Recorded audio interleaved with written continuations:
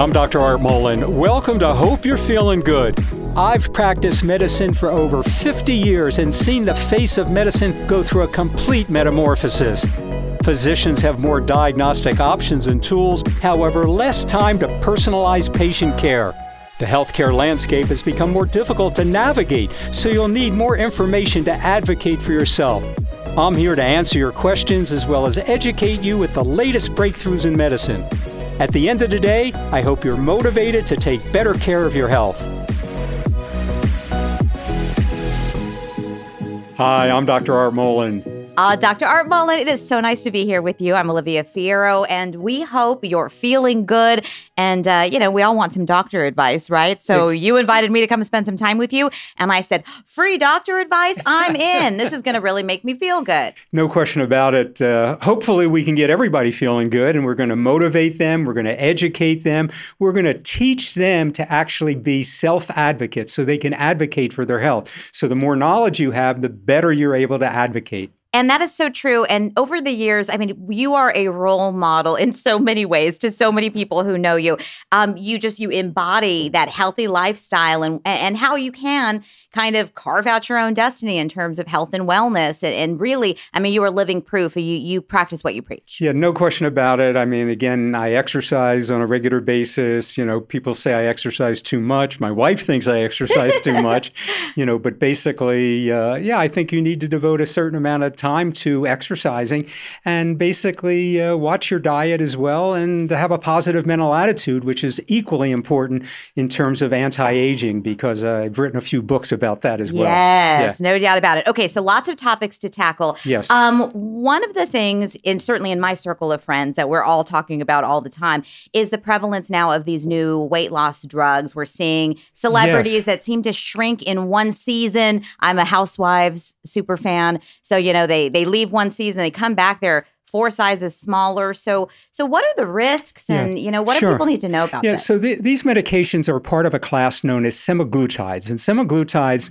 basically have been used for quite some time, actually, to control diabetes. So patients will get on them, they'll take them. They usually get their hemoglobin A1C, which measures what your blood sugar has been doing over the last 3 months. So that works very, very effectively. So the major ones are Ozempic. You've probably seen it advertised on television. Another one is called Mounjaro, and that's a really effective one as well. It seems to have more of a weight loss with it. And then also Wegovy, and Wegovy is another one that's been very popular out there. But they're making alternatives. So some of the compounding pharmacies are actually making the semaglutides because these other medications have not become available to the general public as much, because mostly the diabetics are taking them now, since there's been a resurgence in this particular type of drug. And basically, patients will lose maybe 5 pounds a month. So 5 pounds a month is pretty good. I mean, if you talk about someone that needs to lose 60 pounds over the course of a year, they're going to lose that weight. The problem is these medications can have an effect. They can have an effect on your liver, on your kidneys,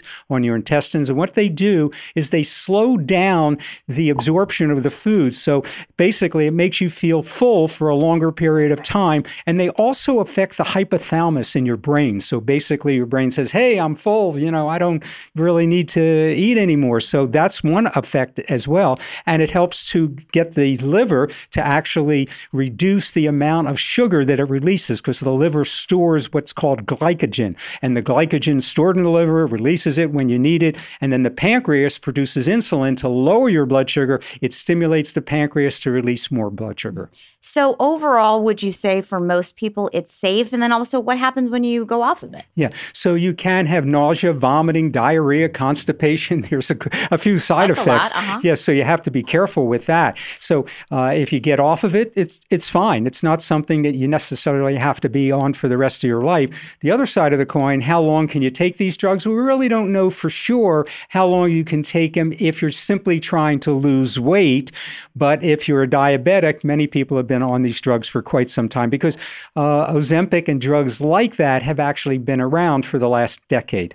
So really, it's all about how your body is processing that insulin, right? Exactly. And don't forget exercise and diet, because what you're eating is going to be a critical factor in terms of losing weight as well. Do you think that do any of these medications or drugs impact that? I mean, do people feel like they have less energy or more energy to exercise? Yeah, or? well, generally they do feel like they have more energy. It seems to affect a lot of different things. Interestingly enough, they're using some of these drugs for addiction to smoking, addiction to alcohol. So some of these drugs can be used for that. They're finding many more opportunities to utilize these drugs for other conditions. Interesting.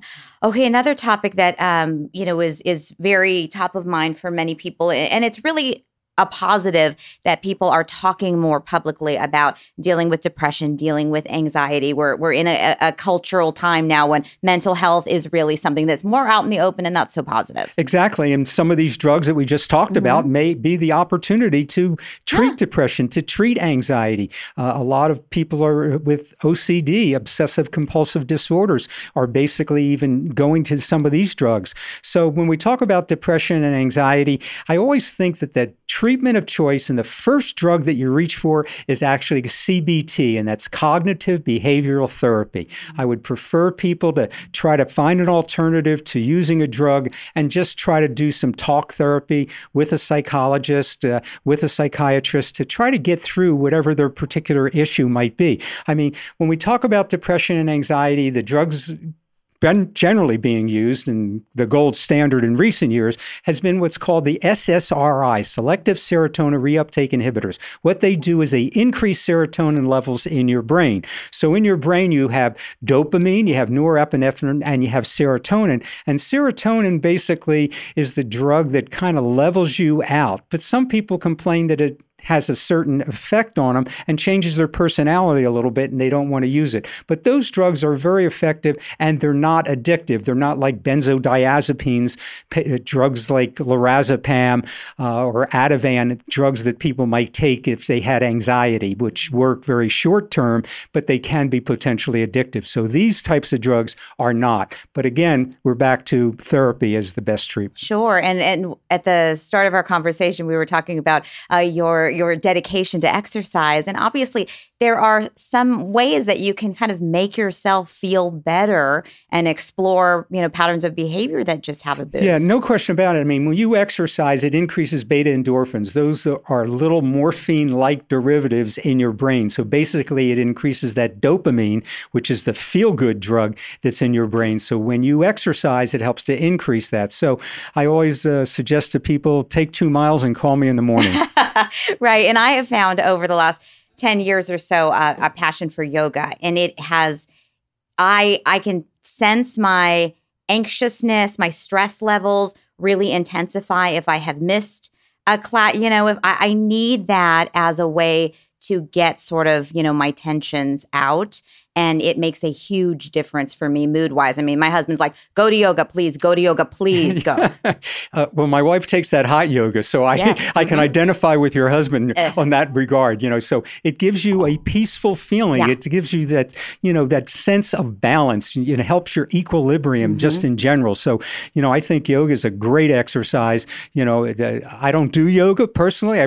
My wife thinks I should.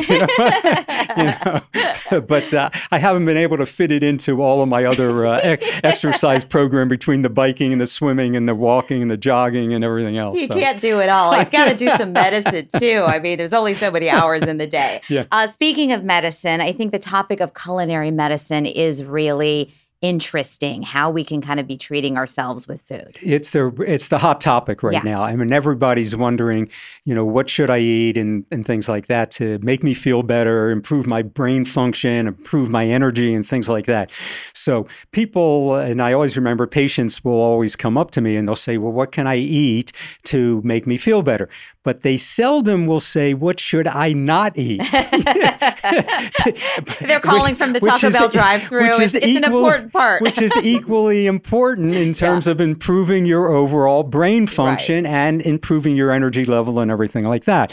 So if I had to say, take 2 foods and call me in the morning, I'd say, well, eat salmon and have an apple every day. But it's probably more than that. I mean, I think it's increasing the amount of fiber in your diet. I think that's critically important. Most people consume about 15 grams of fiber a day, yet they should consume up to 35 grams of fiber a day. It helps to absorb your blood sugar much much better. It helps to decrease the incidence of colon cancer and, a lot of other diseases. So food can have a dramatic impact on your overall mental function and cognition as well. So they've done some studies and shown that blueberries are very good. Olive oil is very good. Salmon is very good. Almonds, walnuts. These are foods that people need to incorporate into their diet in order to basically enhance their energy. And some of the foods on the other side of the coin, processed foods, they cause oxidation. And so oxidation causes inflammation in the body. And the key word right now that everybody's looking at is inflammation. So how do you reduce inflammation? Well, you want to avoid the fried foods. You want to avoid the processed foods. It's basically the pasta, rice, and some of the breads. There's some of the foods that you probably want to eliminate from your diet. So I think all in all, culinary medicine is really the way to take care of yourself, and that's going to be as integral a part of anti-aging as exercise. Mm-hmm. And a lot of people, of course, are now dealing with different autoimmune disorders and sort of things that they maybe don't have a real clear path to fix right away. And it seems that inflammation and foods that trigger that, whether it's the gluten or whatever, is really a big part of what people are exploring. Yes. So celiac disease, again, which is basically a gluten disease, and it's not simply a gluten sensitivity, it's really a gluten intolerance. So you have to eliminate some of those foods. So again, that's the pasta, and the breads. They're going to have lots of gluten in there, so you have to reduce those because that, again, will reduce, some of the inflammation in the body. But autoimmune diseases, and whether it's lupus erythematosus, it could be diseases like the celiac disease, rheumatoid arthritis. These are all autoimmune diseases, Sjogren's disease. That you basically will go to your doctor, and if you're having, some kind of abnormal rash on your body, they may diagnose you with an autoimmune disease of which, they probably are going to want to prescribe medications. But again, if you can back off and just change your diet a little bit, you're going to be much more willing to go with that recommendation than you should be with a medication. And that brain fog and the mental alertness component is really evident when people are struggling with this, right? No question about it. The brain fog makes me think of COVID, because everybody was having brain fog with COVID. So no question about it. When you're eating certain foods, it's going to, actually slow your metabolism down. It's going to basically slow your cognition, and you're not going to be as effective. With people on a scale of 1 to 10, you're going to function at a 5 instead of a 10. So I think those things are important. As a mom, too, a lot of us, some friends of mine, their kids are very, very picky eaters, or, they're down to a real narrow menu of foods that they want to eat over and over again. And when we mentioned the processed foods, it can be really concerning when, a diet is primarily processed foods and just there's like a lack of variety in terms of nutrients coming in. Yeah, no question about it, because then the next thing you know, they're going to diagnose them with ADHD, and they're going to suggest amphetamines and Ritalin and, Strattera and Vyvanse and, all kinds of medications that they use to treat, ADHD. So yes, changing the child's diet can be, can be actually very beneficial. Yeah. Culinary medicine, fascinating topic. Thanks, Dr. Art. Take 2 foods and call me in the morning. I'm not the only one who wants to feel good, so we have some questions for you, Dr. Art Mollen, from the Hope You're Feeling Good listeners and viewers. So let's start with Dawn, who asks, how important are expiration dates on medications? Is it dangerous to take them when expired? And I actually asked this of a doctor who lives across the street from me once, and she kind of laughed in my face because she was like, Olivia, you cannot use medications after they have expired. Like, don't. I go, oh, doesn't it mean that they just work slightly less? She said, no, throw them out. So here's an interesting thing, because, inevitably people in their medicine cabinet will have medications that were left over. Maybe they were prescribed antibiotics and they didn't take them all. And so they now have 10 pills that they could potentially take at another time when they get an infection, or they have a sore throat, or, runny nose, and they're going, I'll take those antibiotics or whatever. The interesting thing, and this is according to the CDC, Center for Disease Control, and the FDA, basically what they suggest is most medications can be taken for up to 15 years. What? I know that's surprising. Up to 15 years after their expiration date, with the exception of medications that may be for your heart, for your blood pressure, an eye drop prescription. If you take medications and you have them, put them in the refrigerator. That actually helps. And what usually occurs with these medications after a certain period of time, they may lose a certain amount of their potency, so they may not be as strong as they were, but they're still going to be reasonably effective. So you have a 15-year window on most of these. And again, that's back to the FDA's recommendations, not mine. So, don't hold me responsible. But if you talk to your pharmacist, at the end of the day, that's the best recommendation I'll give you. I'm afraid that the pharmaceutical industry is going to come after you now, Dr. Art Mollen. Check the door, make sure it's locked. Okay. Hopefully they're not listening at this moment. Okay, this one, and that was from Dawn. So thanks, Dawn. That was a really good question. Okay, this is from Susan. Susan says, my vitamin D level is low. So how serious is this? How much should I be taking? And is it dangerous to take too much? Yeah. Everybody, it seems like in my practice, has low vitamin D levels. I'll take vitamin D from patients. They feel fatigued, and that's one of the things that they like us to check. Can you check my vitamin D level? Of course I can. But we're in Arizona. I don't get it. I know. And interestingly enough, and that's a great point, Olivia, because you can synthesize through your skin all the vitamin D that you actually need by being out in the sun for 5 minutes. So a lot of people may not get out in the sun at all. So that if they're stuck at home and they're not getting out in the sun, then basically taking a vitamin D supplement is fine. You can take up to 1,000 international units. That's fine. No problem. You can take 2,000 units if you actually get a diagnosis of low vitamin D, and that's fine. But vitamin D is a fat-soluble vitamin. So vitamin A, vitamin D, and vitamin E are all fat-soluble, whereas vitamin B and C are water-soluble. So what that means is the vitamin D potentially can be toxic to your liver if you take too much. So no more than 2,000 international units of vitamin D. Okay. And a little bit of sunshine. And some sunshine. Okay. This one is coming from Crystal. Crystal says, I have a 6-year-old. How many hours of sleep should he get? And is melatonin safe for kids? Yeah.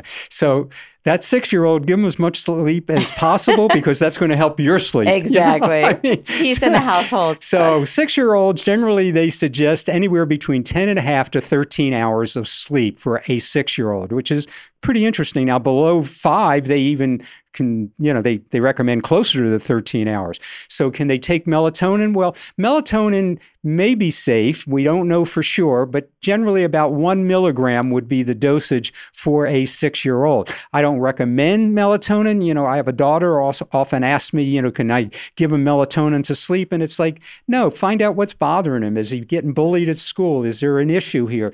Is he under stress from a teacher or something? What's the problem? So I don't recommend melatonin, but generally it's considered to be reasonably safe. But again, these are all alternative supplements, so you have to be careful. And also you're developing habits so early. It's kind of I don't like that habit. Yeah. That's another great point. And I've even suggested that to my daughter. I don't like the idea that, whatever the age is, 6, 10, 15, that they're taking a pill every night to have to go to sleep. I think at the end of the day, check with your pediatrician. Good advice. This is coming from Lance. Lance writes, I've been having headaches in the front of my face and went down the rabbit hole and had a brain MRI, which was normal. Saw a neurologist who is suggesting more testing. So any idea what could be causing these headaches or, what path he should go down? So when you have a headache in the front of your face, usually what occurs with that is you probably have a sinus headache, and it's probably in the ethmoid sinus, which is right in the middle of your forehead, and it could be, just a frontal sinus right in that area. It could be a maxillary sinus, so I think some of those things are pretty important for you as well. So like an ear, nose, and throat specialist. So an ear, specialist. nose, and throat specialist would be the way to go. You can try something over the counter. If you're having that kind of headache, you could try a Afrin nasal spray. Don't use it for more than 3 days because you can have a rebound effect, but that helps to open up your sinuses. I like that. Sometimes I'll recommend like an Advil cold and sinus if you can take that. Anything to open up your sinuses. But at the end of the day, see an ear, nose, and throat. And most people will go down that rabbit hole and get a brain scan and an MRI because as soon as you have a headache and you've not had them in the past, that's what you want to do. Mm-hmm. I've had some bad sinus infections over the years. And I mean, it's so painful. So I can imagine anything that's related to that part of the face. It's no good. Yeah. Okay, this is coming from Katie. Katie says, I'm having pain in the back of my knee, and it was normal. I have had 3 sessions of physical therapy without any relief. So any idea what could be causing it and maybe treatment options? So if you've had an MRI of your knee and they've tried to figure out what was going on or x-rays and they say, okay, the knee's fine and the pain is in the back of your leg and you're having persistent pain for a continued period of time, what I always suggest is get an MRI of your lumbar spine. That pain may be coming from the L3 disc in your low back, which is actually causing that knee pain. So you may want to see a neurologist, you may want to see an orthopedic surgeon or even a pain specialist to try to discern if it's actually coming from a back and not from your knee. Oh, a lot of problems come from the back, right? Back and neck? Yeah, back pain. That's not good. It's a pain. It's a pain in the neck and back, literally. Last one coming from Paul. Paul says, I have been diagnosed with the long haul COVID. Is it transmissible to other people? Yeah, so long haul COVID is not transmissible. So you may have it, you may have the side effects from it, you may have the fatigue, you may have the brain fog, as we've talked about before. You may have a lack of energy. Your food may not taste the same way to you. So there are a lot of things with it, but it is not transmissible to another person. Generally, COVID, is transmissible, during the first 5 to 10 days, period. There's a new strain of COVID out there. It's called Eris. Eris is the Greek goddess of strife. Oh. Why don't they name him like the Greek goddess of, Venus, the goddess of love? Why don't they name it something like that? But the Greek goddess of strife is this EG5, and so that's the latest strain of COVID out there. And it seems like the COVID vaccines are somewhat effective against it. Not completely, but they do reduce the risk of hospitalization and mortality if you do get the COVID shot. Okay. And that was our last question from Paul. Those are really good questions. Yeah. People need a lot of time with the doctor, right? Yeah, right. We need your expertise. Yeah, absolutely. Especially my family. My family needs, they have a lot of questions for me, because if you're a doctor, inevitably your family always has a question. And my family has questions that go on and on and on. I get at least 5 a day. So, okay, let's talk about that. Family medicine. It's not just a type of practice. It's any doctor, anytime, everybody in your family wants to know the questions for dealing with this, and they've got you on call. So let's talk about some of what you've been asked from your family members recently. Sure. Your brother-in-law. Oh, my God. Manly? Manly. Now, is Manly his name or is Manly a nickname? Manly is his name. Okay. He's a manly man. A manly man. Okay, it suits him. This sounds kind of gross, doctor. He says his ear has been bleeding for 30 minutes. No hearing loss. Oh, right. He was watching TV when it started. What should I do? And I assume he's not just being dramatic and saying, like, my wife is talking and now my ears are bleeding. Yeah, well, he was a divorce attorney for many years. So he's pretty histrionic, So from that standpoint, drama is his middle name. So when his ear's bleeding for that period of time, and he's like, what should I do? And I said, you probably picked your ear and you ruptured a blood vessel. Are you having a hearing loss? No, I'm not having a hearing loss. I said, so all you need to do is just put pressure on it and it's going to stop and you're going to be fine. Next thing I do, I hear from him probably a couple hours later, I went to see the doctor in the emergency room and he said, you're exactly right. Once again, I just had a little blood vessel that I picked at. So boy. that was the end of it. So a lot of times they're nothing. But on the other side of the coin, when it's your family, you often try to recommend non-invasive therapies, and you don't get too excited with them as well. Yeah. Well, next time, Manly, you listen to your brother-in-law and just keep your fingers out of your ears. Exactly. Right? I would say. Don't be so aggressive with those Q-tips, right? Right. That's a problem. Okay, this is coming from Samantha, your daughter. Oh, yeah. Are salt electrolyte supplements a good idea? Yeah. So salt is not a good idea to supplement unless you're in the middle of the summer and you're dehydrated and you're exercising a lot. So most people consume far too much salt. The average American consumes about 2,300 milligrams of sodium a day. American Heart Association recommends that you consume about 1,500 milligrams of sodium. There's so much sodium in all the foods we eat. Like a can of soup has about 800 milligrams. Cottage cheese, a cup of cottage cheese has 1,100 milligrams. A bagel has 400 milligrams of sodium.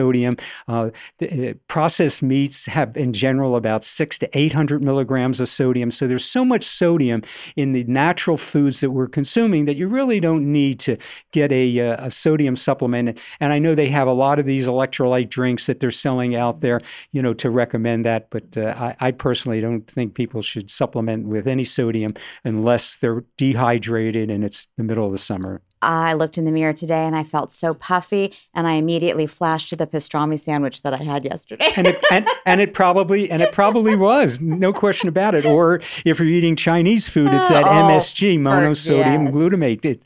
It's just loaded with salt, and you'll feel it, and you'll be puffed up for the next 24 hours after you've consumed it. Yeah. Try to pull your rings off; it's not going to happen. Okay. Our last family question here is from Jeff, your nephew, who says, I've been having recurrent hives for the past 3 months. What could it be? Yeah, so recurrent hives, basically, if you ate something and you get a welt on your arm or your cheek or somewhere in your hand, those kind of recurrent hives, over a period of 24 hours, you take Benadryl over the counter, that usually helps. And any type of antihistamine, will help those types of hives. So, but if hives are persistent and they last for more than 6 weeks, then we refer to them as chronic recurrent hives. And they are probably coming from an autoimmune disease, back to something like Sjogren's, back to something like scleroderma or lupus erythematosus. And they need to be treated sometimes with immunosuppressive drugs, ones that will suppress your immune system. And generally, 50% of these will go away because they're related to stress, anxiety. So when you're having stress and anxiety, you could get these recurrence of the hives over a relatively long period of time. Hydroxychloroquine is one drug which was recommended during COVID. That usually helps to treat it.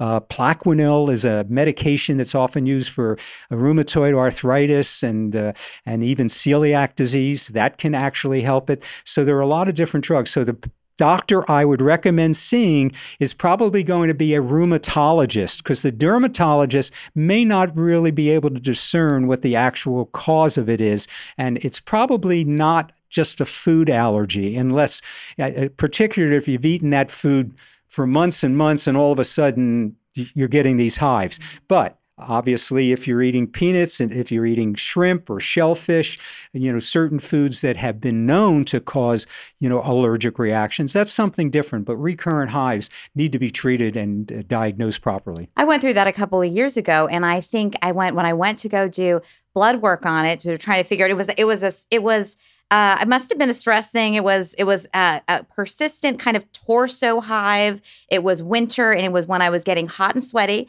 in yoga, and then I was, blowing up in hives day after day after day. I missed 8 vials of blood or something, and it was all, idiopathic. So it was maybe hormonal, maybe stress. Anxiety. Yeah. But at the end of the day, maybe get checked for immune diseses too. And that was, and now I do a lot of antihistamines. I think the yoga's helping you. I hope so. Okay, so the family, it's great to have a doctor in the family, but if you don't, it's basically we have you in the family exactly, now. And I'll be around. In closing, let me just say, because I want people to really advocate for themselves. Yes. To paraphrase a quotation from one of our late presidents, John Fitzgerald Kennedy. Ask not what your physician can do for your health, but what you can do for yourself.